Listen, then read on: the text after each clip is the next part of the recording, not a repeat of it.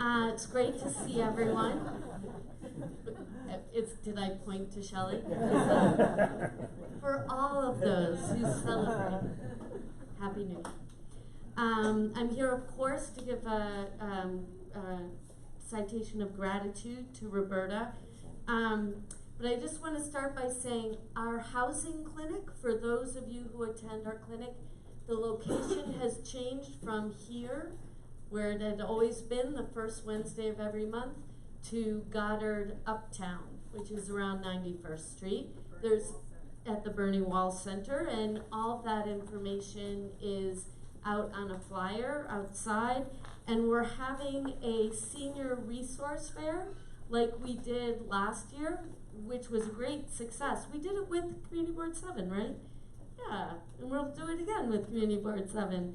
This time we're doing it a little bit farther south in the district. It's going to be at the Clinton Senior Center, which is around 55th Street and 10th Avenue, between 10th and 11th. But I encourage everyone to come. It's going to be in the late afternoon, and I encourage you to help get the word out. These have been incredibly successful, really bringing good resources to seniors. And our legislative session, I guess, has restarted. My hearing this year, I had one on domestic violence shelters. No surprise, we need more beds. And the administration, hopefully, is going to be bringing on 100 more beds very soon. But we probably need at least 500 more after that. The legislation that I'm passing around that hearing has to do with transgender non-conforming people who can't access beds, who are more often than not turned away. And we're going to start to have the administration report on that and report on the trainings they do to make sure that people are not turned away. The hearing I have coming up in October has to do with childcare in CUNY. So if anyone has any thoughts on that, feel free to reach out. And the other big news, as some of you may know, has to do with the borough-based jails and closing Rikers. I don't know if people on this board, I haven't heard so much from our community. I've heard quite a bit from Queens and downtown Manhattan. But I am voting yes on this land use issue because I'm very certain that Rikers cannot stay open. Rikers has been just a hellhole for everyone who's walked in the doors. The women in particular tell just horrific stories about what happens to them at the Rose M. Singer Center. So I am very enthusiastic about closing Rikers and opening up humane facilities, one near each of the courthouses, which really makes way more sense. So with that, are there any questions? All right, on with Roberta. Roberta, thank you for everything you've done for the past 3 years. This is a letter from my office to you with some specifics about some of the work that we've done together, and I really appreciate that. Oh, I see. They're photographs. Mm-hmm. Ah, If you look this way, I'll take some photographs. There you go. Thank you. One more. How many shots? I think so. The volunteer shot. Yes, and a certificate from the city council to go along with it. So thank you for all of it.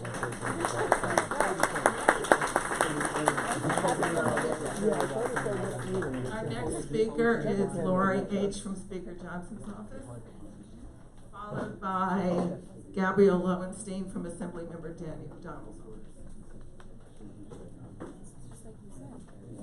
Hi, I'm Lori Harger from Speaker Corey Johnson's office. Our district office, in response to the homeless situation, started a series of roundtable talks.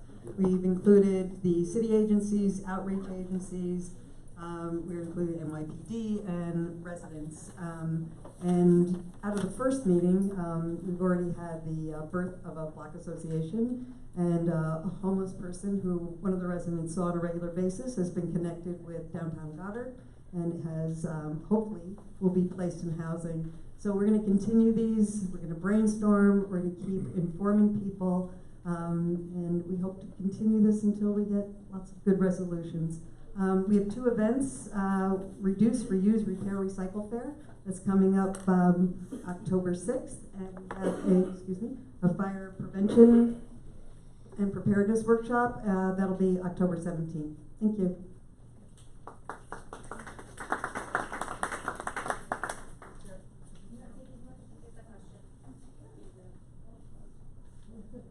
You had a question? Yes. For the speaker? What's the question? Yes. The Westside Republican Club sent a letter on the homeless to every single member of City Council. We received a reply that your office received the letter, but we haven't received anything with any notification if it was read or any of the suggestions were considered. When was it sent, and who was it sent to? Excuse me, we had every single member of City Council by email and by snail mail and to the Speaker's office. We had a very fruitful meeting with Council Member of Rosenthal, and we were hoping to have it more widely considered. There were many suggestions there by DJ Jaffe, who happens not to be a Republican, who has written a book about the homeless and the bill, and he has a lot of good suggestions for more vigorously enforcing the homeless law, which would get the seriously mentally ill off our streets and into programs that would really help them. So we were hoping for a reply. I would ask you to please go back to the office and Absolutely, absolutely. find the Why letter. don't you give her your information? We'll exchange information. Okay. Next is Gabriel, followed by Jacob Riley from State Senator Hoyleman's office. Good evening, everybody. Again, my name is Gabriel Lewenstein. For those of you who I haven't met, I'm the Chief of Staff for Assemblymember O'Donnell, and I look forward to meeting all of you individually going forward. A brief note, you've heard, of course, a lot about the shelter this evening. Assemblymember O'Donnell has been speaking to shelter residents, to many of you in the community. I sent a letter last week to Commissioner Banks, and it was part of the letter by the coalition of elected officials that was sent out today as well. So we are continuing to monitor it, and we'll be in close coordination with all of you on this issue. Mostly wanted to come this evening to share several events that our office has coming up this month. I will just run through them because they're all great, and you should come to all of them or any that are appropriate. On Monday, October 7th, we have a celebration of our elders ceremony where we will be recognizing contributions of senior citizens and longtime residents of the community. That will be at the Red Oak Center at 4 p.m. On October 16th, we will be having a Learn How to Compost event with the New York City Department of Sanitation, and that will be at Hostling International. On Thursday, October 17th, we'll be having no-cost breast cancer screenings. For anybody in your life who could use this, please do pass that along. We do require sign-ups in advance to make sure that there's time and space for everybody, but really encourage everyone. We've done this for several years, and it's really very, very important, of course, that people can use it. On October 20th, we are doing a paper shredding, everyone's favorite event. That will be on 95th Street by Symphony Space, and that will be on October 20th from 12:30 to 3. And finally, we'll be having a forum on the New York's new climate change laws. Of course, you know, the Assembly and the Senate passed sweeping legislation this year, setting ambitious goals, and we're going to be digging into the specifics of exactly what needs to happen next. So we're looking forward to that.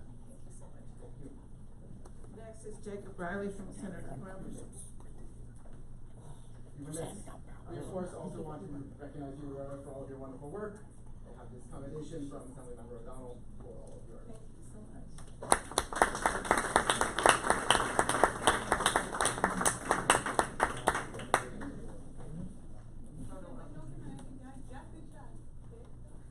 Did you get it?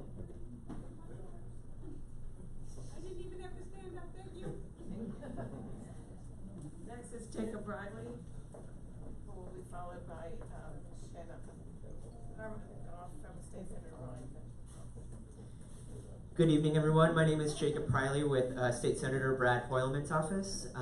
This is actually the first time I've gotten the chance to speak in front of you, so it's wonderful to introduce myself and meet all of you and continue to reach out and meet all of you one-on-one as well. Our board report is in the table in the lobby, so I encourage you to pick that up. But one thing I will highlight is that we continue to work with our partners here in the district, the West 64th through 67th Street Block Association, Landmark West, Safe Central Park, on the super talls, along with supporting legislation that is sponsored by Senator Jackson and Assemblymember Rosenthal, along with the City Council's efforts to stop the use of mechanical voids in the super tall buildings.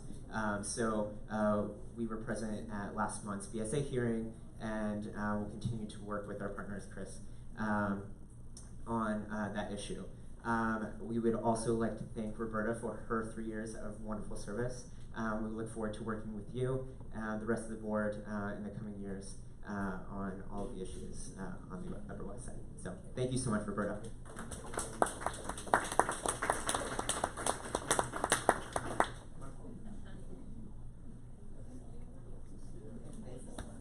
My birthday's not until next week. This is so exciting.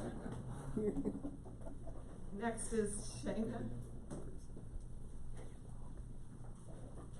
followed by Caitlin. Okay, I'm Shauna Harmon-Golf, the District Office Director for New York State Senator Brian Benjamin. We have a newsletter in the hallway with our upcoming events on there. Just a couple of announcements, just 2 things. There's a lot of events that we have going on, but I'm going to highlight 2 things. Senator Benjamin has been doing property tax forums and has been traveling throughout the city, where he's trying to figure out ways on how to generate revenue for things such as education, as well as speaking to homeowners on figuring out ways on a better understand on how property taxes affect them. Also, we're having a district-wide town hall, and that's going to be on October the 29th from 6 to 8 p.m. at the National Black Theater. That's on 125th Street and 5th Avenue. And we want to congratulate you, Roberta. I actually left the proclamation in the office, so don't kill me, but I will make sure that you get it. Thank you. And if you have any questions for me, I'll be here till the end. Thank you.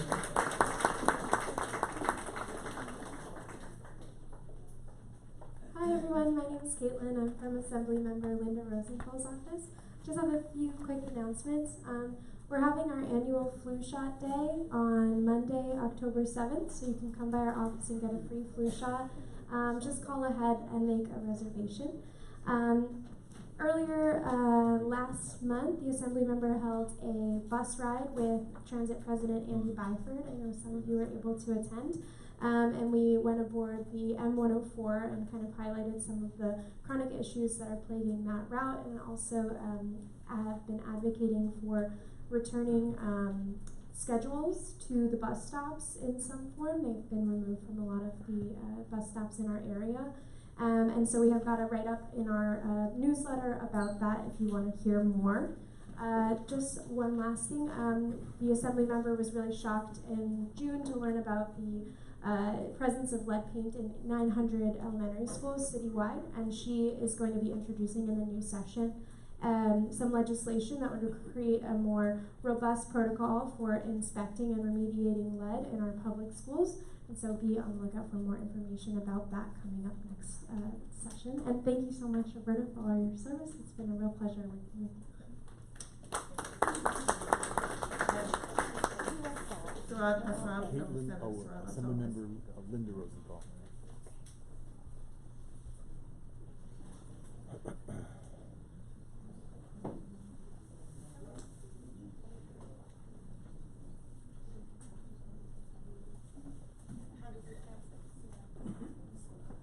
Hi everybody, my name is Suad Hassan. I am a community liaison for Senator Serrano. Before the CB, I was up in Bronx CB 4 and 5, which is like Yankee Stadium, Highbridge, Morris Heights near Fordham. And then before that, I was on Roosevelt Island from Manhattan Community Board 8, so that just shows you how crazy our district is. But I'm really happy to be working with you guys. I am the new Sadia. She started up in Albany on Monday, and she told me to say hi to everybody. First September, we had Emergency Preparedness Month, and we had trainings all over the district. The most participants were in the Upper West Side with almost 300 participants. So thank you guys for coming out.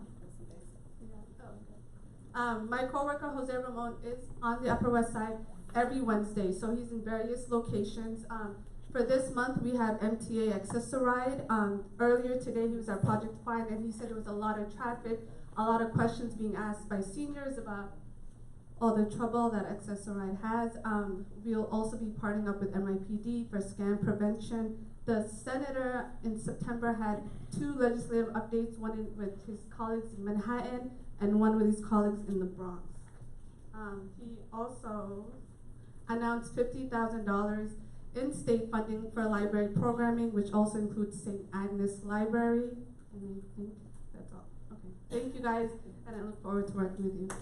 Thank you so much. And so that brings us to the election, and I'm going to ask Richard. Oh, I'm sorry. April is Gail coming? So we're going to wait for Gail.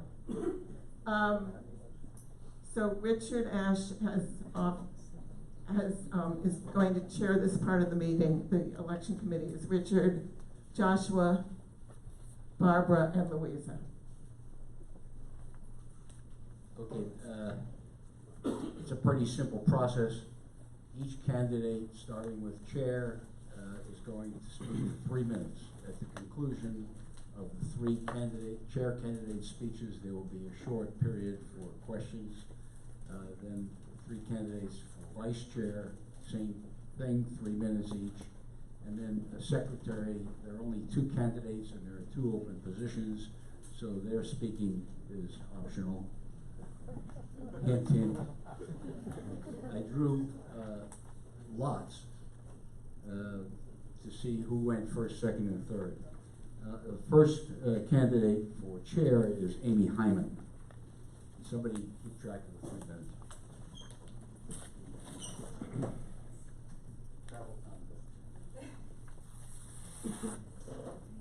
I have spent the last 20 years dedicating myself to helping people find and use their voices to advocate for family and community issues, standing with them as they took on systems like the Department of Family Services, New York Housing Authority, the Department of Education, and many more city, state, and federal departments, helping them map out their approach and ensure that they are clearly expressing their needs and results they desire.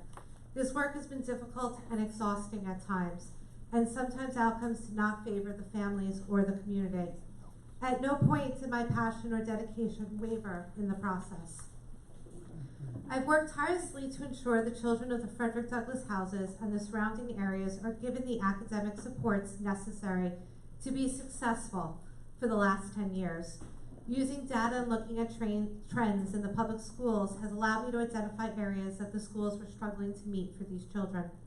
3 years ago, I had changed the entire approach to children's aid after-school programs at Fred Doug to address the problems that the majority of children attending PS 145, 165, 163, and 75 were reading at least 1 grade level below their current grade. I advocated to my agency and to my staff to create a different way in which we could support our participants. We implemented a literacy benchmark assessment to track students' reading levels 3 times a year. We used this assessment to create individualized plans for over 130 students so that we can get them to grade level or as close as possible before the school year ended. We stopped grouping our children by grade, but instead by their skill levels and reading levels. This created less behavioral issues throughout the program, as well as created an environment where students could actually learn the skills they needed.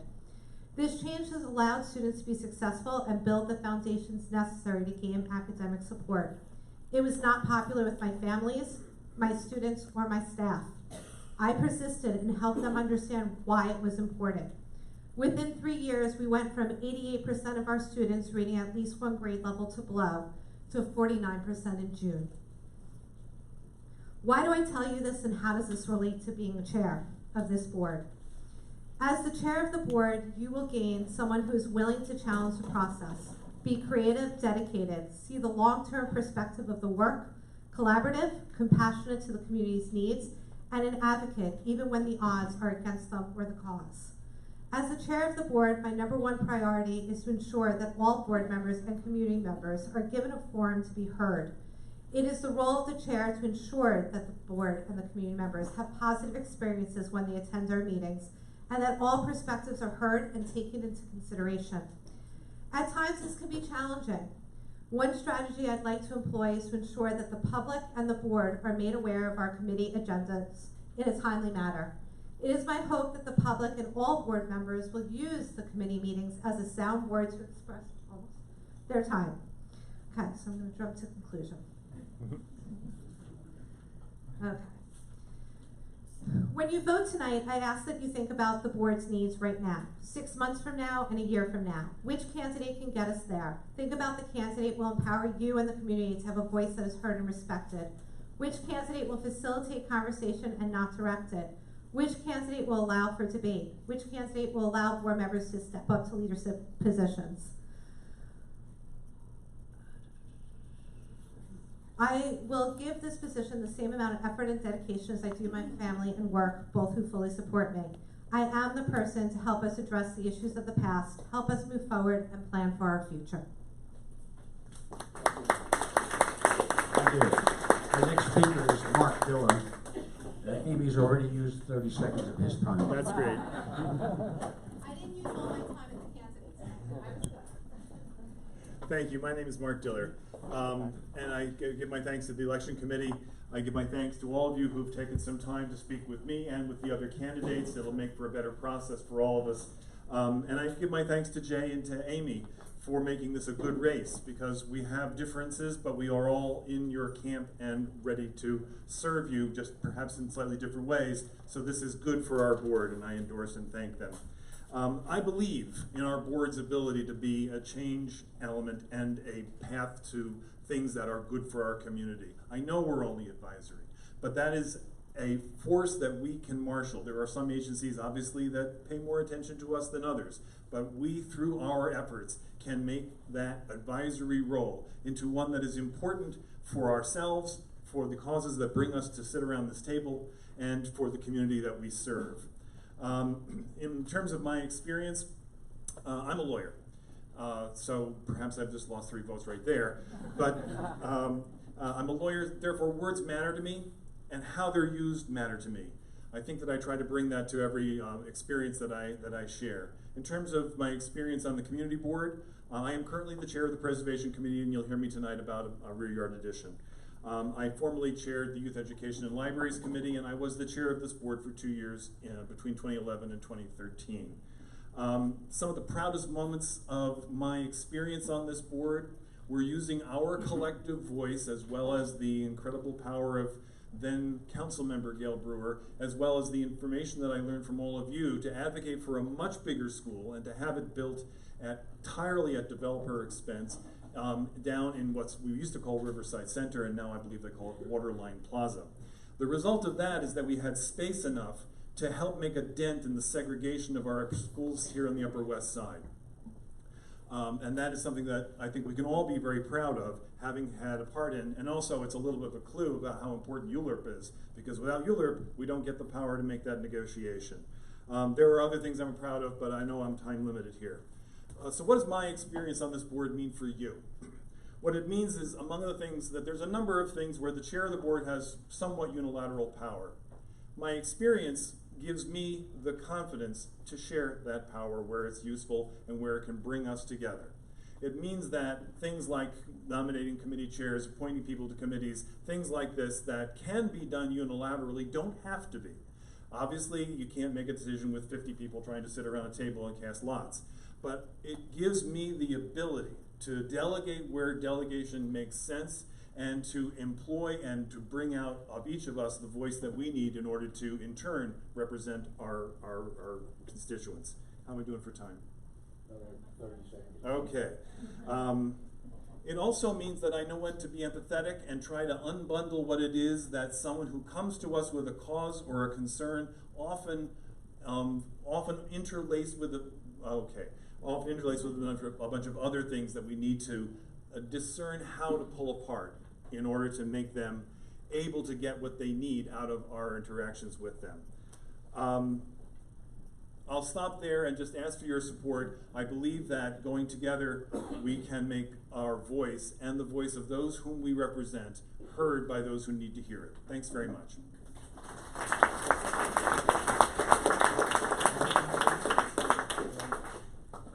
Next and last candidate for chair is Jay Adolph.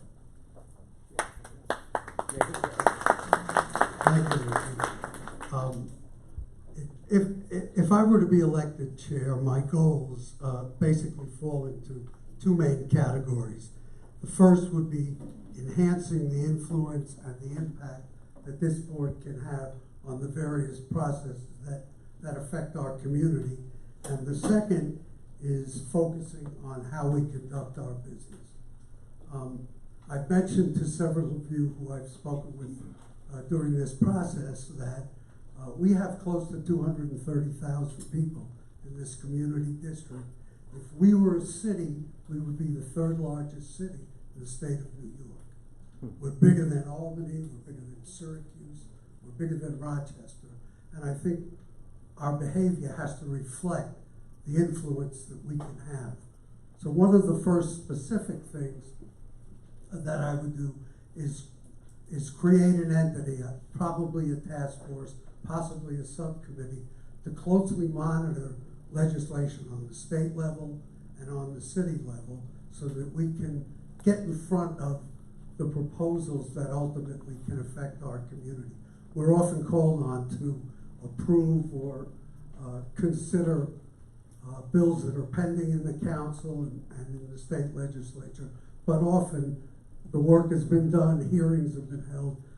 I think by creating this entity, we can get out front of these and have much more of an impact on them.